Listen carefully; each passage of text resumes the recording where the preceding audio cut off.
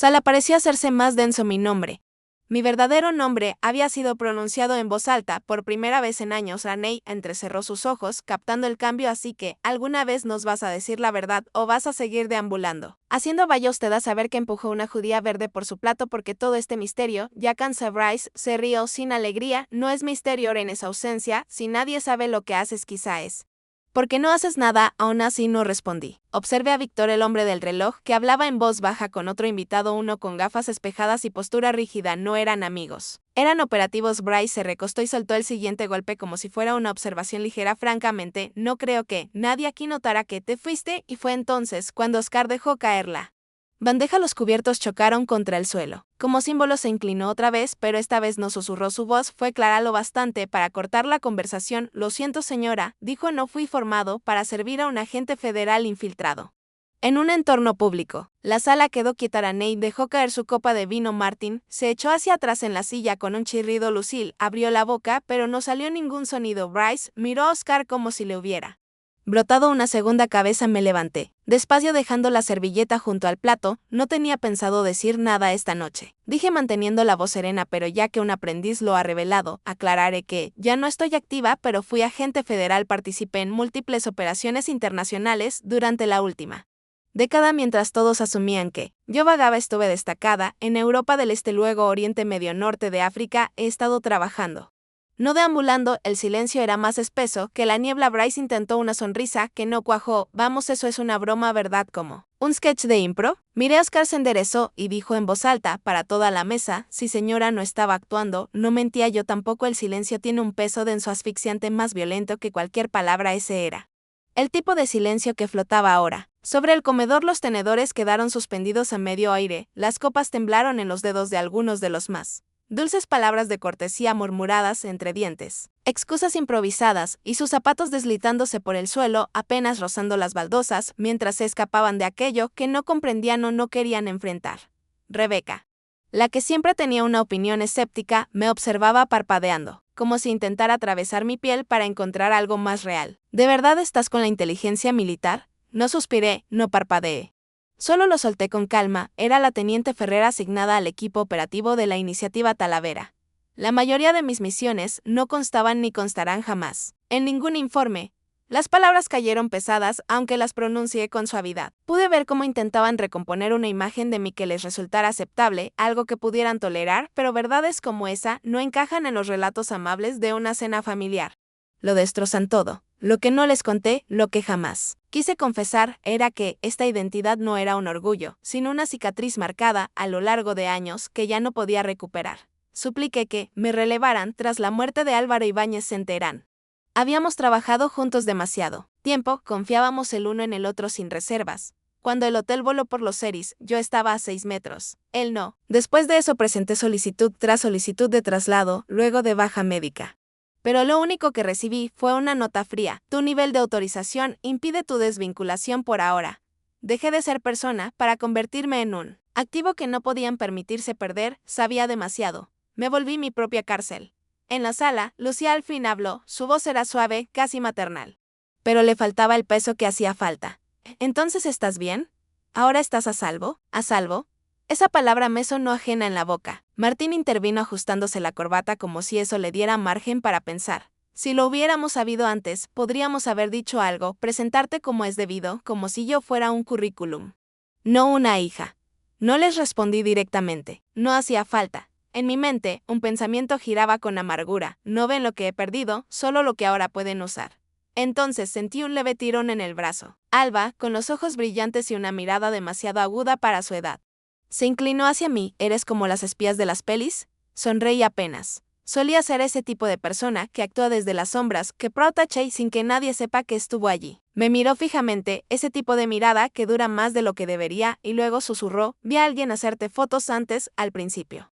Cerca del bar, la sangre se me heló. Esa era la clase de frases que me habían enseñado a detectar, a escuchar en medio del silencio. Mis ojos recorrieron la sala con calma fingida, pero la semilla ya había germinado. Me puse de pie y giré apenas hacia el recibidor. Víctor seguía allí, inmóvil como si no se hubiera movido en una hora, pero ahora su mirada estaba fija en mí. No era curiosidad. Era intención. Levantó ligeramente la mano y rozó su muñeca.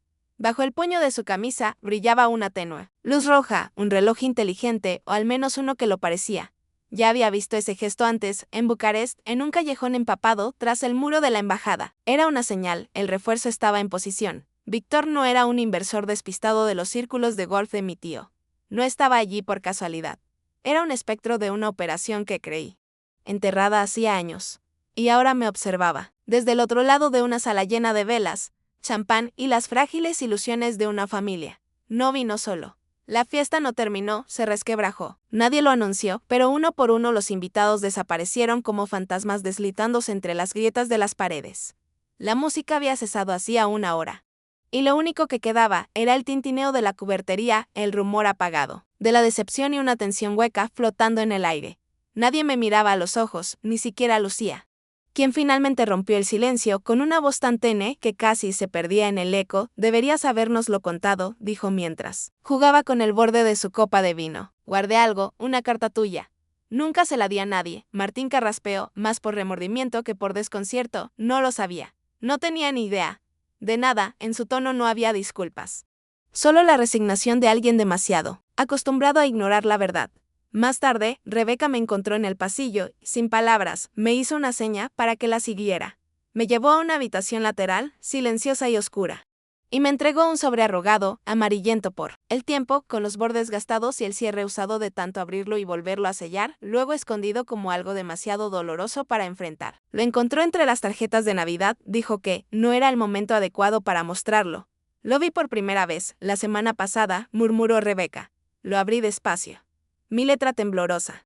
La tinta corrida en algunos lugares por la humedad por mis propias manos nerviosas. Probablemente lo escribí en una tienda de campaña fuera de Tánger, con la esperanza de que no fuera lo último que enviara jamás. Si no regreso.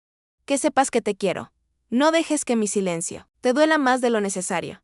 Mi voz era apenas un murmullo. Pensé que nunca llegaría a vuestras manos, pero resulta que si simplemente decidí no hacerlo, el peso de ese recuerdo me apretaba el pecho como plomo. Los recuerdos arañaban la superficie. Los últimos días de la retirada de Ventspils, Mateo y yo habíamos quedado atrapados cerca del punto de extracción. Las llamas de un equipo de sabotaje iluminaban el horizonte detrás de nosotros. Él me metió a la fuerza el disco cifrado en las manos con sangre brotando de una herida en su costado. Corre, cambia mi vida por esos 3 terabytes. De verdad vale la pena, jadeó. Dudé, pero solo un segundo, luego corrí entre fuego, disparos y dolor. Nunca miré atrás porque mirar atrás significaba no poder marcharme nunca. Ese momento jamás me dejó cuando salí del parador esa noche. Bruno ya estaba allí apoyado contra una columna con los brazos cruzados y los ojos oscuros por algo más que traición. Tú fuiste la única que salió con vida, dijo sin emoción. Mi hermano murió y tú te largaste con los datos. No discutí, no retrocedí. Mateo tomó esa decisión, no lo abandoné. Él me ordenó terminar lo que no pudo. Bruno negó con la cabeza, con el dolor agudo en su voz. ¿Y ahora quieres que te siga, que confíe en ti? ¿Por qué? ¿Porque tenéis pasado y tromes? Lo miré fijo sin titubear, porque no quiero que nadie más muera por secretos que deberían haberse quedado enterrados, pero el daño ya estaba hecho. Cualquier lazo frágil que empezaba a surgir entre nosotros se rompió, y quizás siempre tuvo que ser así. La verdad tiene una forma cruel de destruir las ilusiones, incluso las necesarias. Regresé sola a mi suite del hotel. El silencio allí era distinto, más gélido. Al coger el móvil vibró con un mensaje de un número desconocido. Fénix no ha muerto, y esta vez no saldrás. Y les a un escalofrío me recorrió. Abrí la app segura del CN y ingresé mis credenciales y observé la pantalla mientras mostraba un mapa de perturbaciones de seguridad en tiempo real. Una resaltaba en rojo: reciente, activa y peligrosamente cercana. Venía de la propiedad junto al lago, el mismo sitio donde habíamos brindado por la paz, la familia y las mentiras. El juego había comenzado otra vez, y ahora las reglas eran otras. La villa junto al lago se veía distinta de noche, más fría, silenciosa, pero no vacía. Las sombras eran demasiado definidas, el aire demasiado inmóvil. Avancé con cautela con la mano, apretando el escáner oculto en la palma. Parpadeó 2 veces, luego dio un pulso corto cerca del zócalo. En el vestíbulo, oculto en el adorno ornamentado apenas visible a simple vista, había una microcámara militar enmascarada con pintura mate conectada para transmitir. La arranqué y la puse bajo la luz del escáner. Su etiqueta IP confirmó lo que ya temía: usuario VL1967 Víctor Landa. El nombre me revolvió el estómago. Años atrás, en un piso franco destruido en las afueras de Tárrega, había capturado personalmente a Víctor. Era brillante, despiadado y absolutamente carente de conciencia. En ese momento, la agencia informó que había muerto en un motín durante un traslado calcinado. Más allá del reconocimiento, acepté Esa versión porque era más fácil que imaginar la alternativa, pero estaba vivo vigilándome más de cerca de lo que nadie imaginaba. De vuelta en el hotel, empecé a revisar todo lo que podía. Mi instinto me decía que Víctor no actuaba. Solo algo o alguien le había abierto la puerta a nuestras vidas, y entonces, casi como si el azar lo quisiera, vi la tableta de Adriana olvidada en la suite familiar. Por impulso hojeé los documentos legales abiertos en su pantalla, los archivos de Bruno guardados con torpeza. Uno en particular me llamó la atención: un contrato titulado Plataforma Jurídica Transfronteriza firmado por una empresa llamada Astor Capital Holdings. En cuanto vi ese nombre, el hielo me subió por la espalda. Astor era una tapadera, una de las corporaciones fantasma que habíamos detectado hace años por lavar fondos de espionaje. Víctor Bruno no tenía ni idea. Por supuesto, en su desesperación por impresionar a los posibles inversores, había aprobado la presencia de Víctor en el evento, entregándoselo en bandeja. Las implicaciones me golpearon. Esto no era un encuentro fortuito, era algo orquestado, y estaba escalando. Esa noche, mientras intentaba conciliar algo de sueño, mi móvil vibró. Era Nora con voz temblorosa. Clara, ¿has visto a Adriana? No ha vuelto a casa. El conductor del colegio no contesta, y la app dice que su localización está desconectada. Salté de la cama con la adrenalina, convirtiendo mis pensamientos en cuchillas. La voz de Bruno sonó despreocupada y sin idea. Seguro que es solo un fallo de señal. Esas cosas de rastreo pierden conexión todo el tiempo, pero yo sabía que no. Mi instinto, afilado por años en el servicio, me gritaba que esto no era un fallo, era una jugada. Accedí al canal de emergencia del sistema de localización infantil del CNI. El último punto registrado de Adriana era una zona desolada a 5 kilómetros al oeste, cerca del abandonado polígono industrial de Mistral. No era lugar para desvíos ni para niños. Me vestí en segundos y agarré mi bolsa táctica, bajando las escaleras a mitad de camino, cuando el teléfono volvió a vibrar. Esta vez era un video sin asunto, sin remitente, solo un archivo. Presioné reproducir. La pantalla mostró una sala poco iluminada. Adriana estaba sentada en una silla, con las manos atadas ligeramente. No lloraba aún, pero tenía los ojos muy abiertos, aterrada. Entonces Víctor entró en escena, más alto de lo que recordaba, más delgado, pero inconfundible. Su acento seguía impregnado de ese suave tono del este de Europa. La última vez elegiste los datos, dijo con voz como aceite frío, por encima de la vida de alguien cercano a ti. Veamos qué eliges. Esta vez sonrió. Luego la pantalla se apagó sin amenazas ni demandas, solo un reto, un fantasma arrastrándome de nuevo al infierno, y esta vez no venía por información, venía por lo único que aún me quedaba intacto. La zona industrial era un cementerio de acero oxidado y sueños rotos, solo interrumpido por el viento que silbaba entre ventanas destrozadas y vigas quejumbrosas. Aparqué a 2 calles y continué a pie, sin refuerzos, sin tiempo, solo yo, mi intuición y un cinturón táctico que llevaba años sin tocar. Enganché el comunicador cifrado. Escondí la navaja en el interior de mi bota y ajusté las lentes térmicas que prometí no volver a usar.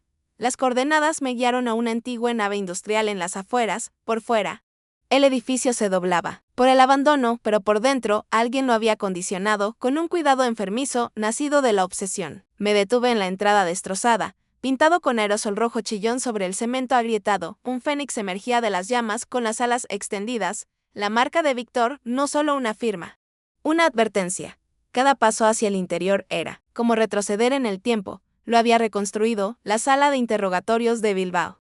El infierno estéril y sin ventanas, donde Julián se desangró a mi lado mientras yo gritaba frente a una puerta cerrada. Solo que ahora las paredes no estaban manchadas de sangre, estaban limpias, preparadas, con Alba sentada en el centro. No parecía herida físicamente, pero sí pálida, callada, conectada a un monitor biométrico que registraba su respiración en picos agudos y irregulares. En la pared opuesta, un vídeo se reproducía en bucle, el rostro de Julián jadeando, su cuerpo convulsionando mientras murmuraba: corre, fue la última vez que lo vi con vida. Esa grabación estaba clasificada, nadie debería tenerla. La voz de Víctor retumbó desde altavoces ocultos, lenta y teatral, un aliento. Eso era todo lo que le quedaba a Julián. Lo sabías. Lo viste entregar su vida por los datos y huiste. ¿Irás otra vez? Apreté las manos contra el cristal, reforzado, gritando tan fuerte que me ardía la garganta. No huí. Me quedé. Traté de sacarlo. Él me empujó. La sala no respondió, solo parpadeó con los recuerdos. Sabía lo que quería Víctor, no dinero ni ventaja, quería destruirme por dentro. Y lo estaba logrando. Estaba a segundos de forzar el panel lateral cuando oí pasos, rápidos, decididos y familiares. Oscar se movía como militar porque lo fue. Su rostro era duro, pero su voz serena. ¿De verdad creíste que me iría después de esa carta? Parpadeé. ¿Cómo? Él mostró su móvil. Tu ciberseguridad es pésima. Rastré tu señal tras la fiesta. Iba a replicar, pero me interrumpió. Aún estoy enfadado, aún te culpo, pero Julián confiaba en ti, por alguna razón. Necesito saber por qué. Planeamos el asalto en susurros. Yo tomaría el túnel de acceso, bajo la planta de procesamiento. Él crearía una distracción en la compuerta del tejado. Lo sincronizamos al segundo. Me deslicé entre sombras, el aire se volvía más frío con cada nivel descendido. Cuando abrí el panel oculto de la sala central, Víctor ya estaba ahí. Estaba junto a Alba. Sereno, brazos cruzados, con una pistola en una mano y un dispositivo elegante en la otra. En la pantalla. Un protocolo de desencriptado. Lo reconocí al instante. Ese aparato podía borrar lo que quedaba del núcleo ígneo. Me pregunto cuánto tiempo tomará, dijo con su acento lento. Te ofrecí una elección antes. Elegiste el deber. Ahora, mismas reglas. Diferente nombre, señaló Alba. Dame el original. Sé que lo tienes. Siempre llevabas esa cadena ridícula como una cicatriz. Mi mano fue instintivamente al relicario en mi cuello. Dentro. Oculto tras una bisagra falsa, estaba la microunidad, los únicos datos brutos sobrevivientes del núcleo, el legado de Julián, pruebas de infiltrados en 3 países aliados, el secreto por el que murió. Víctor se acercó, dame la unidad y te devuelvo a la chica. Intercambio justo. Lo miré a él, a Alba. Al monitor que repetía la muerte de Julián. La sala se tambaleó bajo el peso de la historia repitiéndose, pero esta vez no estaba sola. La voz de Oscar sonó por el comunicador. Ahora, Kenia. Me moví. Me detuve. Apreté el relicario. El microdisco latía como un segundo corazón en mi palma. Pero no fue la voz de Víctor la que me detuvo, fue otra que vino desde el umbral, calma, familiar y completamente imposible. No necesitas dárselo, dijo la voz. Ya lo hice. Le di la copia, me giré lentamente y el mundo pareció desmoronarse. Ahí estaba él, con una expresión firme entre convicción y remordimiento, mi padre. Arturo. Se me secó la boca. ¿Qué? Entró con las manos ligeramente levantadas, no en rendición, sino en justificación. Encontré los archivos en tu portátil viejo cuando te fuiste. No pensé que fueran importantes, solo papeles viejos de la agencia. Se los pasé a Bosco y él los compartió con un socio legal. Pagaron bien. Fue capital semilla para la firma. Víctor soltó una risita en la esquina, saboreando el momento, padres y hijas. Siempre más complicados que la guerra, apenas. Podía respirar. ¿Vendiste información federal a un intermediario del mercado negro para financiar la empresa de Bosco? Mi padre se estremeció ante el veneno en mi voz. Pero no se retiró. Tú ya habías salido, Kenia. Estabas fuera. ¿Por qué aferrarte a esa vida? Solo quería darle a tu hermano una oportunidad real. No sabías. No querías saber, solté. Viste un camino y lo tomaste, sin importar quién venía de frente. Víctor levantó su arma.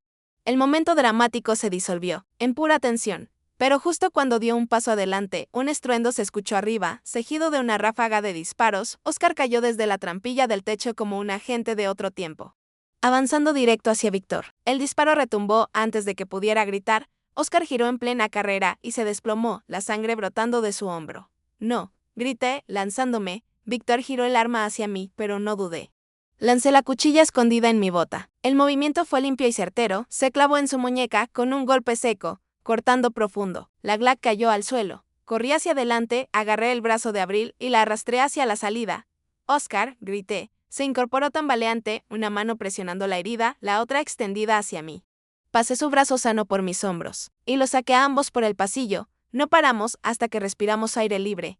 Activé el viejo canal seguro, sin aliento pero claro, cuervo negro, código de anulación 91X. Solicito reconocimiento aéreo y asistencia médica, estática, luego confirmación, drones en camino. Sobre nosotros, el cielo retumbó cuando las unidades no tripuladas rompieron formación y comenzaron a rodear el complejo. Dentro. Sabía que Víctor ya se disolvía en el humo, otra vez. Él siempre dejaba un mensaje, y esta vez lo había dejado pintado en la pared tras el terminal. Encima de un pequeño charco de sangre, Phoenix no muere, espera. Salimos con vida, pero no se sintió como una victoria. Más tarde, en casa, el grito de Lucía rompió el silencio. Martín, ¿qué has hecho? Su voz temblaba, cargada de incredulidad. Renata se aferraba a Abril como si temiera soltarla. Otra vez, mientras los agentes escoltaban a Bruno hacia un vehículo que lo esperaba, esposado y en silencio. No hablé. Caminé hasta la vieja mesa del comedor. Coloqué mi gastada placa de la Guardia Civil en el centro y retrocedí, no crucé la mirada con nadie. Sobreviví a Víctor, sobreviví a operaciones que ni siquiera constan en los archivos. Pero fallé justo donde aún podían herirme, en mi familia. El viejo piso seguía igual. Pero yo no. Crucé la puerta que crujía, pasé junto a las persianas amarillentas y la pintura desconchada y entré en el recuerdo de otra vida, una llena de café quemado. Cintas de vigilancia y horas robadas con Esteban. El lugar había sido vaciado hacía tiempo, pero yo sabía dónde ir.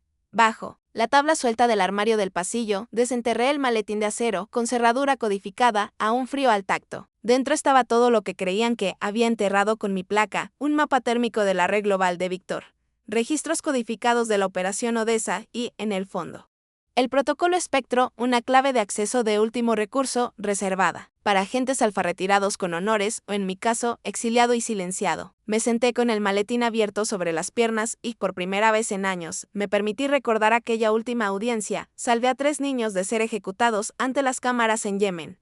Desobedecí una orden de demora porque sabía que esperar era condenarlos. Esteban testificó a mi favor, calificó mis actos de valientes, necesarios.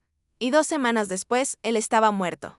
Eliminado en una limpieza encubierta ordenada por los mismos burócratas que intentaron borrar toda la misión Phoenix. No solo acabaron con mi carrera, borraron nuestra historia, cada parte. Estaba por cerrar el maletín cuando oí los golpes, suaves, dudosos. Abrí la puerta, era mi madre. Lucía estaba allí, con su abrigo de los domingos, sosteniendo una pequeña caja de madera, como si se fuera a deshacer. Esto era tuyo, dijo. Dentro estaba mi primera placa, la que recibí al graduarme.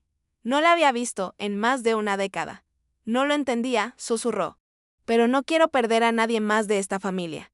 Tragué las palabras que se me atragantaban. Y entonces dije, suave, nunca necesité que lo entendieras, mamá, solo que creyeras que nunca dejé de luchar por nosotros. Su mano buscó la mía y la sostuvo. Cuando se marchó, volví al terminal y activé el protocolo Espectro. Subí el último fragmento de datos de Víctor. El rastro de sangre y el mensaje cifrado de la pared del complejo. Se trianguló rápido, señalando una localización remota cerca de la frontera norte. Un antiguo archivo estatal ahora reconvertido, pero no para almacenar. Allí se escondía. Desde allí transmitía. Empaque ligero, sin equipo, sin autorizaciones, solo un grabador. Con un mensaje programado, si no regreso, al menos que lo haga la verdad. No necesita armas, solo luz. La nieve crujía bajo mí mientras me deslizaba bajo la verja electrificada. El viento atravesaba la chaqueta vieja de Esteban como si supiera lo que significaba para mí. Era su prenda de lona desgastada, con la mengue chamuscada, el puño izquierdo aún rasgado desde aquella noche en Marruecos. La llevaba ahora, no por abrigo, sino por memoria.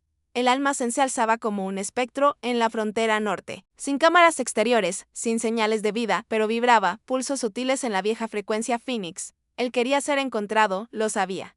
Coloqué el transmisor justo fuera del perímetro. Lo sintonicé con el protocolo de alta frecuencia de espectro y fijé la transmisión en directo.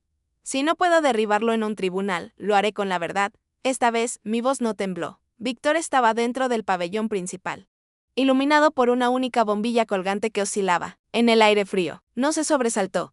Me miró como quien saluda a un viejo colega, no a un enemigo. Lo has logrado, dijo simplemente, claro que sí. Siempre supiste dónde buscar. Señaló los documentos esparcidos sobre una mesa de acero, mapas, esquemas, planos digitales. Phoenix 2.0, dijo. Un futuro construido por los que el sistema desechó. Tú y yo, herramientas rotas forjadas en algo nuevo. Me acerqué. No estás construyendo renacimiento, estás clonando terror. Su sonrisa no se inmutó. Semántica. El mundo se mueve en sombras. Yo solo quiero poseer una. Empujó una tablet por la mesa. Mostraba lo de la foto de Ethan, lo descubriste justo antes de la misión en Yemen. Tenía un plan de respaldo, no iba solo, y estaba a punto de denunciarme.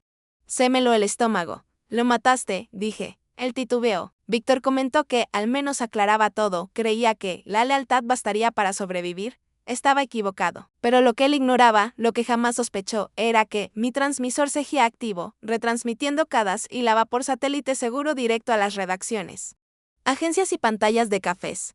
Le di un segundo más de silencio antes de retroceder. Protocolo invalidado, dije en voz alta, mirando al escáner retiniano de mi reloj Spectre. Liberación pública autorizada. La sala parpadeó en rojo, luego verde. Y las pantallas ardieron como incendios, cada secreto, cada diagrama, cada mapa. Entonces su voz, elige a Kendra, gritó en aquel viejo clip, salva a tu compañera o salva la misión. La imagen quedó congelada en mi rostro de 6 años atrás, aterrorizado. Cubierto de sangre, una verdad sepultada, una mujer que creían rota. La puerta se estampó, botas tácticas resonaron. Pero el agente al frente no me apuntó, bajó el arma. Recibimos tu señal. Acabas de impedir que Phoenix se convierta en política federal. Me volví hacia la cámara, aún transmitiendo. En directo, si alguna vez te han dicho que la verdad no importa, recuerda esto, pueden intentar silenciarla, pero no pueden matarla si estás dispuesta a hablar. En casa, mi madre miraba en silencio, los brazos fuertemente alrededor de eBay. Bryce se sentó a su lado, pálido y sin palabras, el reflejo de la pantalla en sus gafas.